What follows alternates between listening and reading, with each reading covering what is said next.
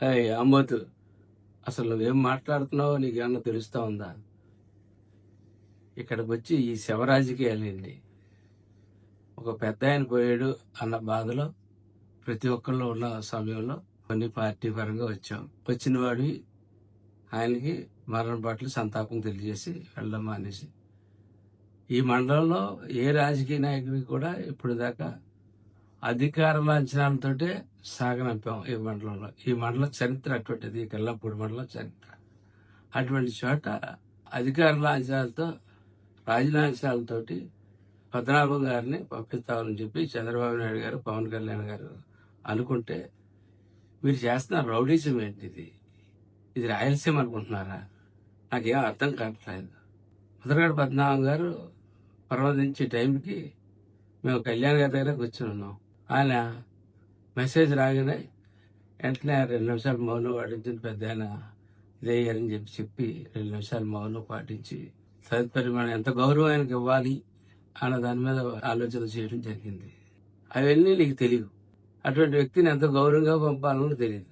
ఏదో పద్మనాభం గారు వీళ్ళమ్మ నీకు రాసి పెట్టి చూపించినట్టు ఆయన ఆఖరి మాటలు ఆయన నేను నీకే అప్పచెప్పినట్టు ఇలా మాట్లాడుతూ ఉన్నావు. ఇక్కడికి వచ్చి చెప్పు దెబ్బలు తిన్నాను. కాకపోతే ఈ మాటలేంటి?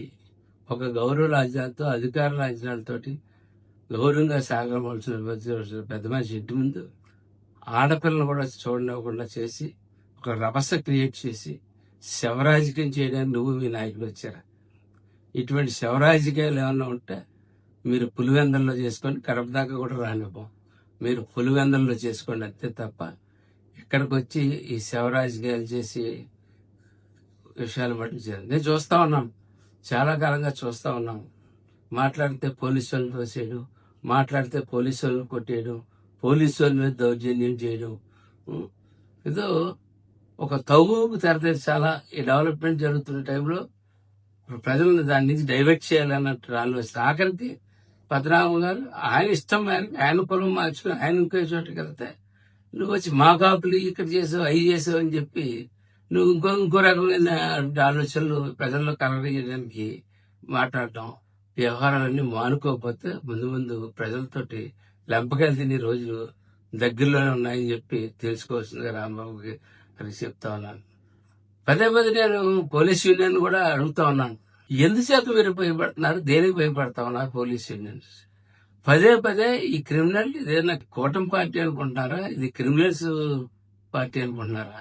వాళ్ళ క్రిమినల్స్ పార్టీలో జరిగినటువంటి గొడ్డల పార్టీలో జరిగిన విధానంగా ఇక్కడ జరగడానికి వీల్లేదు అంటే పోలీస్ యూనియన్స్ కూడా కలర్ చేసుకుని దీని మీద పోలీస్ అంటే ఒక భయం, ఒక భక్తి, ఒక భయం.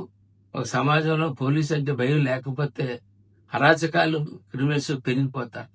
అటువంటి పరిస్థితి పోలీసు యూనియన్ కూడా తెలియజేస్తాను. అలా పదే ఒక వ్యక్తి పోలీసుల్ని గుండెల మీద చేతులేసుకుని తోసేస్తా ఉన్నాడు. ఒక ఆంబోతిలా తోసేస్తా ఉంటే పోలీసుని చూడమని చెప్తా ఉన్నా. అలాగే పద్మనాభం గారు మృతిపట్ల ఆల్రెడీ వెంటనే సంతాపం తెలియజేశాను. మాకు రాజకీయాలుగా ఏది రకంగా ఉన్నప్పటికీ మా ప్రాంతంలో ఆయన కూడా ఒక పెద్ద నాయకుడు.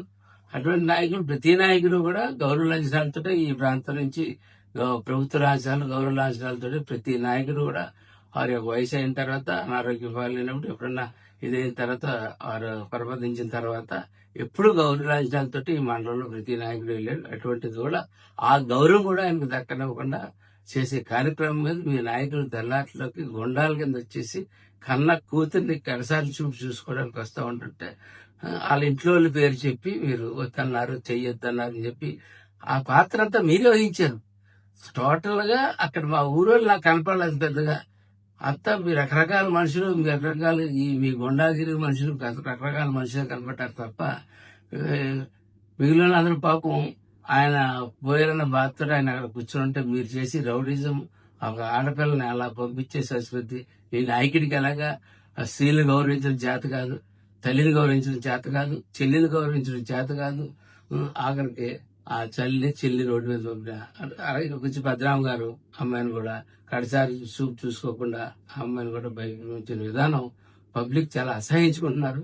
అది గమనించవలసిందిగా కోరుకుంటూ, అట్లాగే ఇంకొకసారి ఎక్కడైనా సరే నీ అరాచకాలకి పోలీస్ ఫెయిల్యూర్ అయితే జనసేన ఉన్నదని గుర్తుపెట్టుకోమని చెప్పి తెలియజేస్తూ ఇదల్లా ఫైనల్ వార్నింగ్ తెలియజేస్తా ఉన్నాను.